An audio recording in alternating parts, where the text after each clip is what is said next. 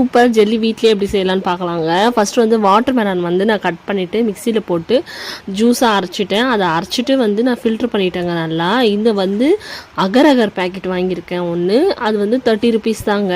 நான் வந்து சூப்பர் மார்க்கெட்டில் வாங்கியிருந்தேன். அதை வந்து சைனா கிராஸ்ன்னு சொல்லுவாங்க, அகர்கன்னு சொல்லுவாங்க, சில பேர் கல்பாசின்னு சொல்லுவாங்க. அதை வந்து கொஞ்சமாக அந்த வாட்டர் மெலன் ஜூஸ் ஊற்றி முடிஞ்ச அளவுக்கு ஊற வச்சு கரைச்சிடுங்க. ஏன்னா அது வந்து சீக்கிரம் கரைய மாட்டேங்குது. அப்புறம் கொஞ்சமாக தண்ணி ஆட் பண்ணி கொஞ்சமாகவே ஜூஸ் ஊற்றுங்க.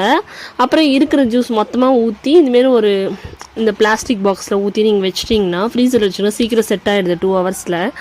இது நீங்கள் கவுத்து போட்டிங்கன்னா சூப்பராக ஜெல்லி தயார். வீட்லேயே ஹெல்த்தி எப்படி செய்யலான்னு பார்த்தீங்களா? செம்மையாக இருந்துச்சு இது. ஆனால் செம்ம கோல்டுங்க. இதை பார்த்து நீங்கள் சாப்பிடுங்க. தனு யார் என்ஜாய் பண்ணாங்களோ இல்லையோ இதை பார்த்து தனு ரொம்ப என்ஜாய் பண்ணால் எல்லாருமே சாப்பிட்டோம். டேஸ்ட் வந்து நல்லா தாங்க இருந்துச்சு. உங்களுக்கு பிடிச்சிருந்தா கண்டிப்பாக நீங்கள் வந்து இது வாங்கி இது வந்து இதில் மட்டும் இல்லைங்க, இந்த மில்கில் டெசர்ட்லலாம் ரீசெண்டாக ட்ரெண்ட் ஆகிடுச்சு இல்லைங்களா, ஜாப்பனீஸ் காஃபின்ட்டு. அதனால காஃபியில் வந்து பண்ணிட்டு மில்க்கு ஊற்றுவாங்க இல்லைங்களா, சூப்பராக இருக்குமே க்யூபாக. அதெல்லாம் கூட இப்போ ட்ரெண்டில் தாங்க இருக்குது. அது வந்து இந்த சைனா கிராஸ் வச்சு தான் செய்கிறது. நீங்கள் கண்டிப்பாக ட்ரை பண்ணிட்டு எப்படி இருக்க சொல்லுங்கள்.